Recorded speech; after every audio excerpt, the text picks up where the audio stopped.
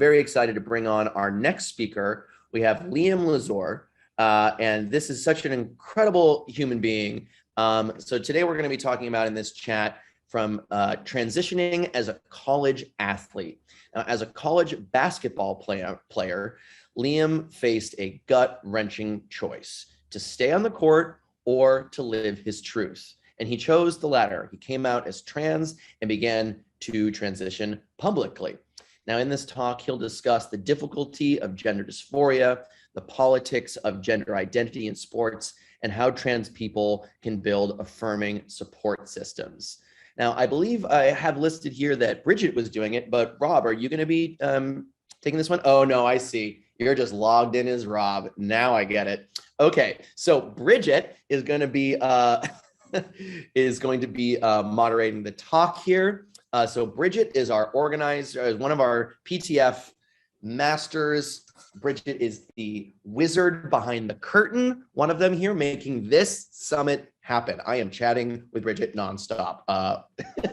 She is an organizer and empathetic leader who demonstrates success in event coordination, stakeholder relations, digital marketing, copywriting, project management, human resources management, and public speaking. She is currently the Power to Fly's summit coordinator. Making all this happen is incredible. And we are dog parents, and we talk a lot about our dogs these days. So Bridget and Liam, I will pass the ball over to you. Thank you so much for being here.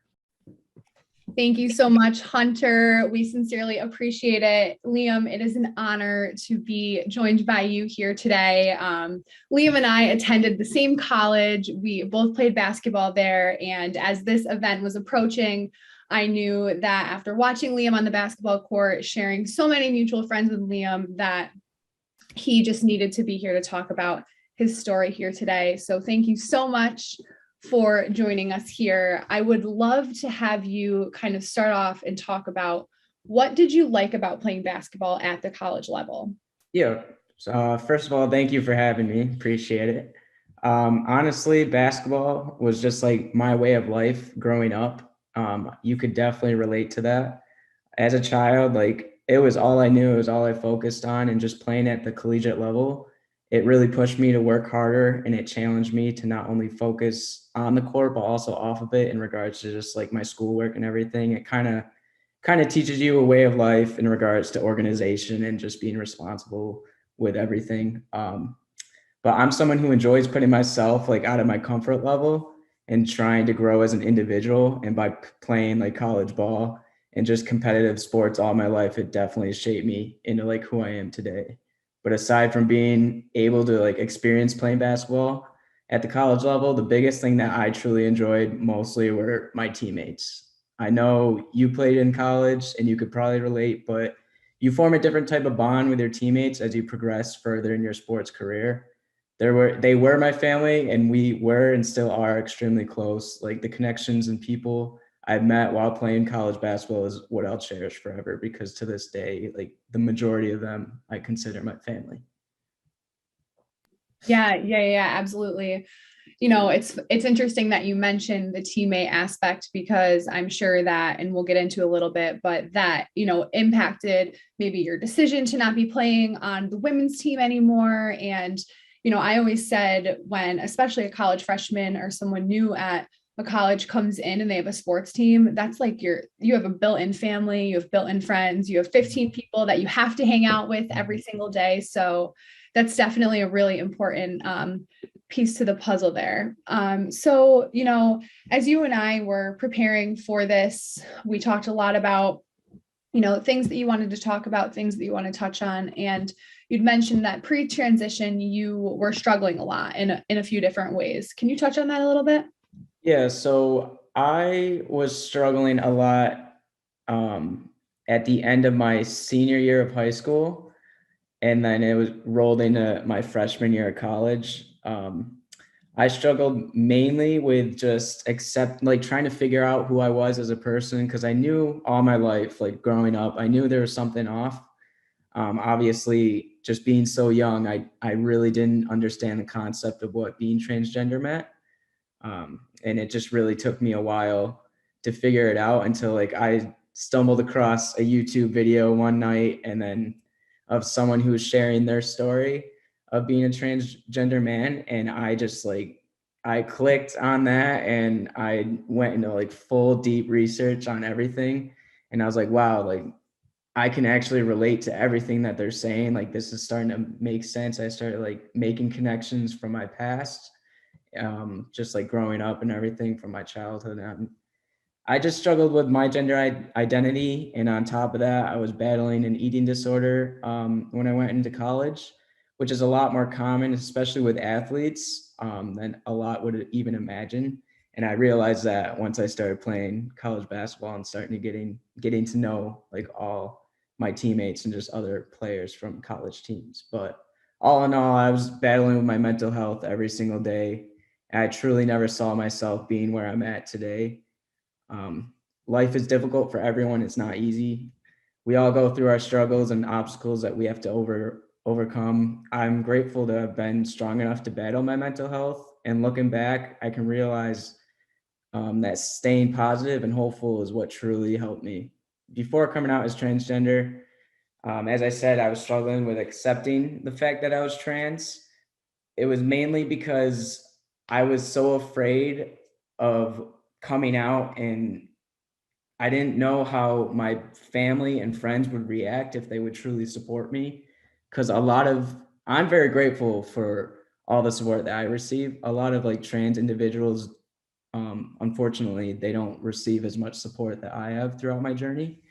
So that was the main thing, because I really take to heart, like family is a big thing for myself. Um, I was just lost at the time. I felt so alone because I didn't know who I could even talk to about this. I had absolutely no idea what was going to happen when I came out, but I knew this was something that I needed to do in order to live my most authentic life that I've always wanted. So Liam, I want to backtrack a little bit to this YouTube video. Yeah. So you're on the internet this one night, you find this YouTube video, you click, you're relating a lot. Do you like in this moment decide like, okay, I need to transition? Or do you like sit with it for a few days, weeks, months, years? What did that look like for you? Yeah, I definitely sat with it for weeks on weeks, maybe months. Because as I said, it was towards the end of my senior year and I didn't tell anyone. And at the time I was dating this girl. I told her about it and just like how I was feeling and stuff. But other than that, I really didn't tell anyone. And I just kept doing my research. I kept looking into it, seeing if this is truly what I wanted to do. And that's when I was like, I need to like tell someone else. I had to tell my mom. Like she's like definitely my biggest supporter for sure. Um, God bless her for sure. But I couldn't tell her face to face, so I started looking up how other trans individuals came out, and I ended up just putting all my emotions and how I was feeling. I wrote out a letter for her, and I just put it on her bed for her to read, and she ended up telling my father for me because I couldn't do it. But yeah, I definitely sat with it for weeks, but it was definitely very challenging just for myself to accept the fact that I was transgender too. That's awesome. That's awesome. And obviously it sounds like your parents were very supportive, and kind. And, something that just came to mind is, and this speaks volumes. I remember when I was first watching you play basketball, I went to your Facebook page and I saw a post that I think your father had posted, and this was pre-transition. And he just kept writing like, I'm so proud of my kid. I'm so proud of my kid. And that really spoke to me, because your dad wasn't talking about like gender or anything. He was just proud that you were his child. And I think that really speaks volumes to your support system. So if your parents are watching right now, or if they see this later, that was really awesome. Yeah. When I came out, my parents, the biggest thing for my mom is like, probably gonna start getting emotional right now, but the biggest thing with her is like, she just wanted to understand where I was coming from and like, try to figure out. She wanted to help, but like there's obviously nothing that she could really do, because it was something that I had to overcome and like experience and everything. But she just wanted to understand like what I was going through, and she actually ended up reading a lot of books up on it and everything, because I was away at college, and she her and my dad both went to a few support groups here in Syracuse where I live, just to hear other parents and like their experience and everything, because they just really wanted to understand. And just like their generation, they don't truly get, like, this was all new to them. So it was something that I had to teach to them and everything. Yeah. That's amazing. And that kind of brings me into my next question here, just about support systems. We've touched on family, we've touched a little bit on having teammates in college. Can you kind of go into a little bit more of that, what it looked like as you, one, coming out, but then also going down the road of what your transition looked like?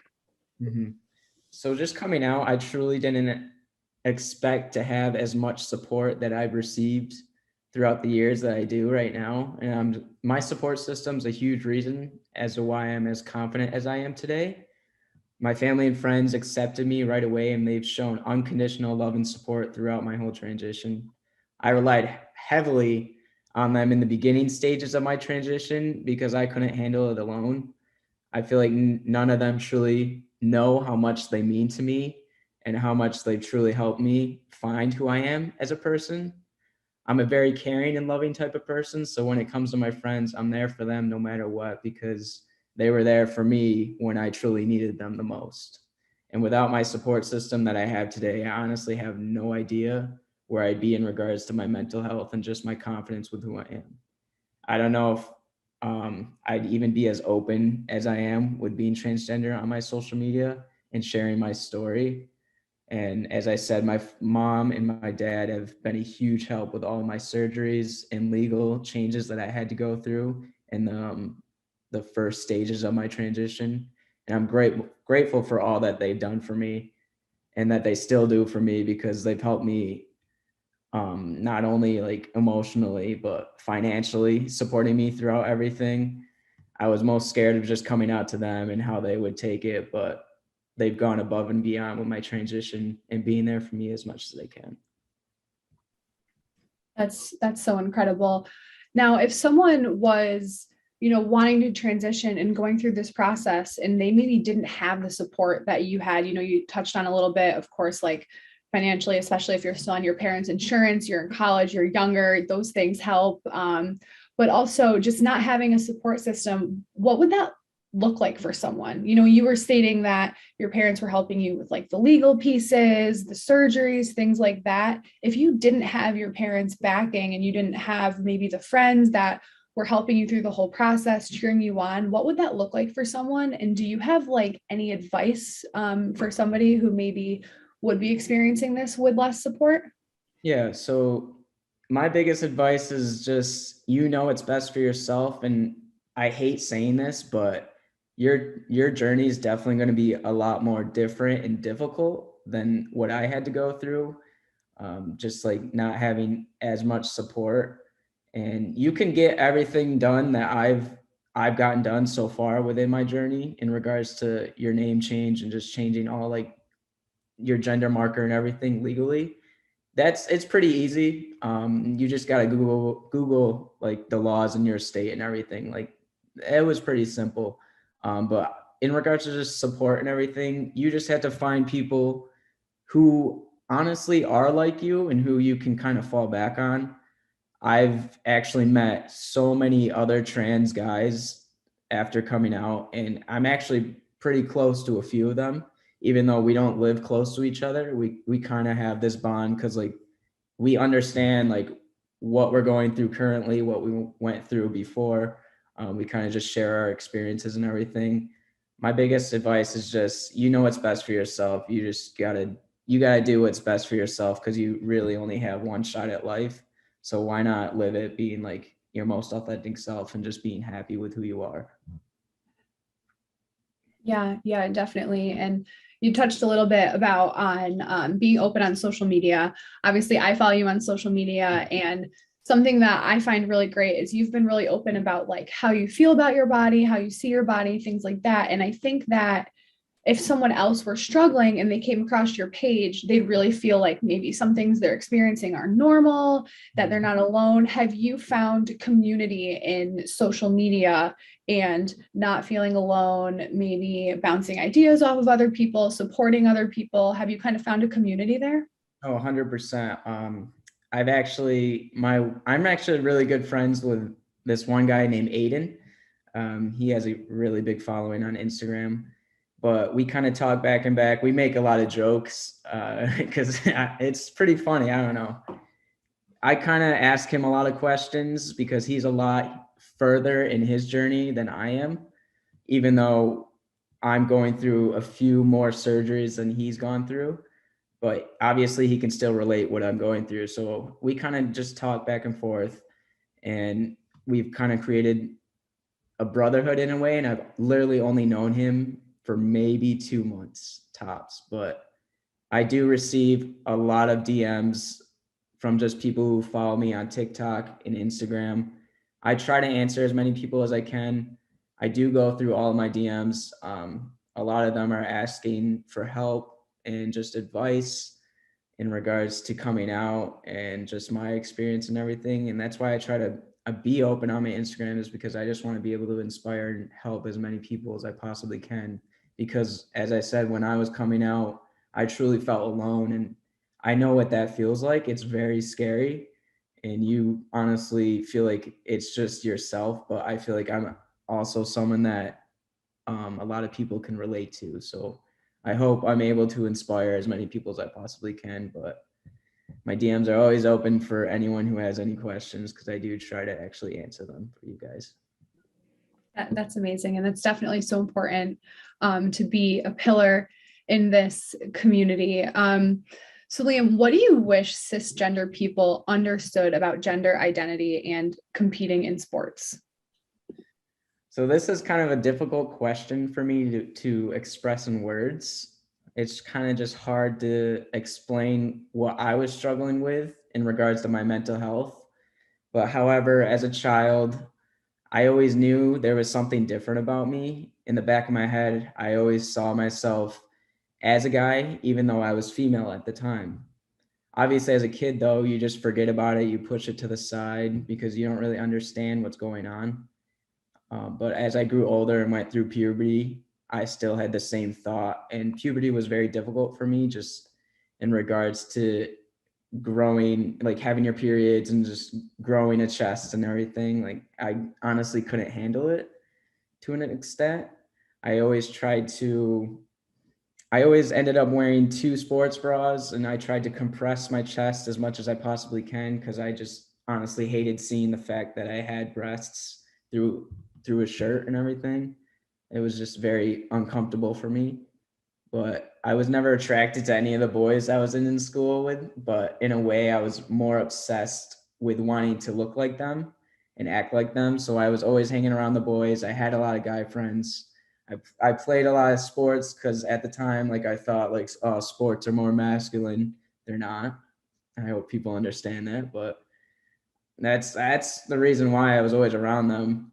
I always had this image of what I wanted to look like and act like, and it was just always being a man. I never felt comfortable with the female image of myself. I'm like any other person, and I hope people understand that it just took me a little longer to figure out who I truly was deep down. Biggest thing is that I want cisgender people to understand that being transgender is not a choice. Same as being gay. It's not a choice. It's all psychological and mental. You can't just choose to be something one day. This is how I was born, and I battled my mental thoughts throughout my whole childhood and young adult life until finally accepting who I was meant to be, which is a man.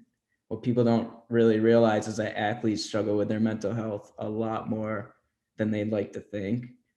Athletes have an image that they need to fulfill in regards to society. They're kind of put on a pedestal and seen as if we all have our lives figured out and everything in our lives is perfect. But when in reality, majority of athletes have so much on their shoulders, whether it be personal or just from society and outside sources.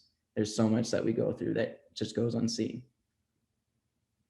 Yeah, and the added stressors from, social media and just being in a digital world, athletes go through a lot, and the mental health numbers are staggering on that. We do have a quick question from the audience. A common misconception is that gender identity and expression are linked to sexual or romantic attraction. What are your views on this? And do you have any experience to share where you had to deal with this misconception? Please only answer, as much as you're comfortable with, of course. But if you have any thoughts or ideas on this. Yeah, hold on, I just got to reread this. Is that gender identity? Yeah, that is a huge misconception within our society.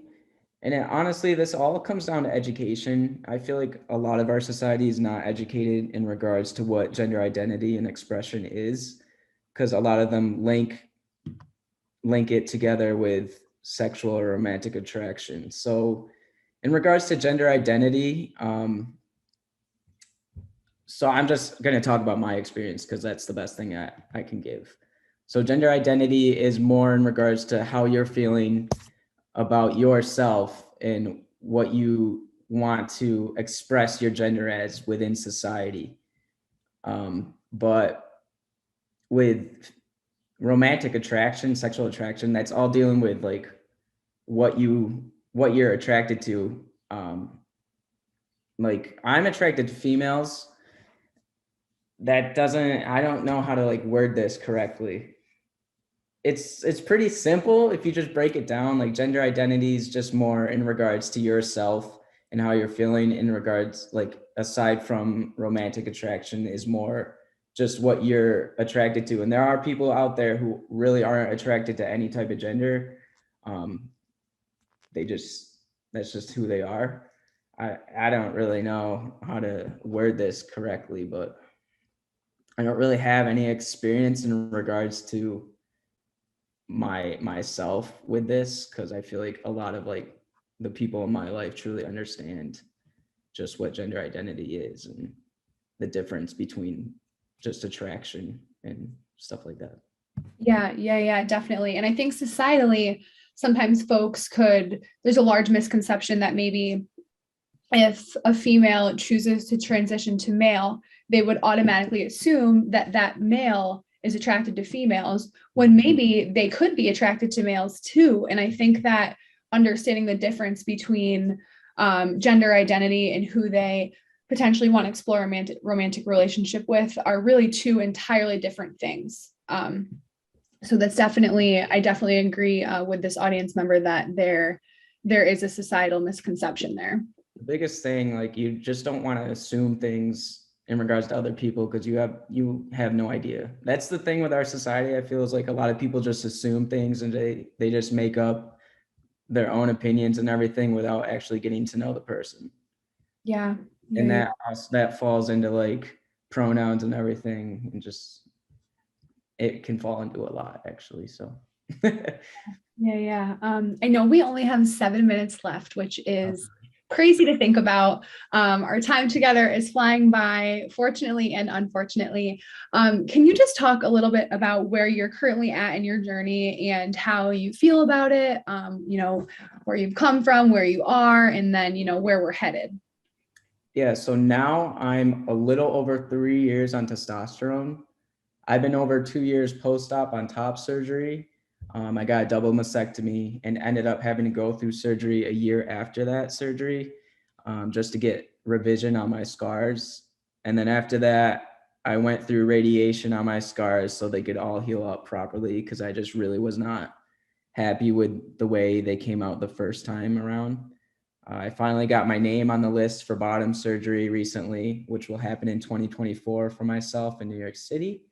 I'm very excited about that. I just really wanted to get my name on the list because it's such a long wait list and it's a very hard surgery just to get your name in. But ironically, I actually have a surgery next week, which will be my hysterectomy that I need in order to go through bottom surgery.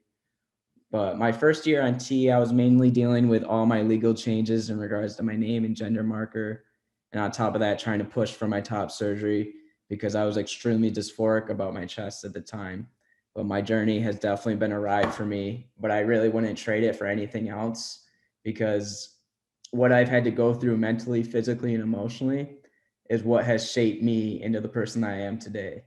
I kind of see the world and life from a very different perspective now than I did pre-transition. Maybe it's because I'm a lot more mature now, I'm a little older, but I like to think that I've been through things that many people will never be able to truly understand. And I've experienced a lot just for my age at 23. I'm proud of who I am today. This is the most confident and happy I've been, and I'm able to live my life as my most authentic self. But I do still struggle with gender dysphoria from time to time, but that's more a mental illness that I'll always have to struggle with and battle. Compared to pre-transition to now, I can confidently say that I'm just a lot more confident in my own body, and putting yourself first isn't selfish. And in order to start loving who you are, who you're around, and just life in general, it's necessary to focus on your well-being before anything else. And you only get one chance at life. So why wouldn't I do what makes me happy? Liam, wow, so powerful. I have a loved one that is watching live right now, and it just popped up on my screen. They said, I'm actually crying right now. So we sincerely thank you for being here. I personally have, of course, seen your journey a little bit closer. If there's anybody watching right now that wants to learn more about you, gain some education, maybe some advice, how to support someone they love, where can folks find you on social media? And if there's anything else that you want to add, if there's any final questions from the audience, we would love to take those now.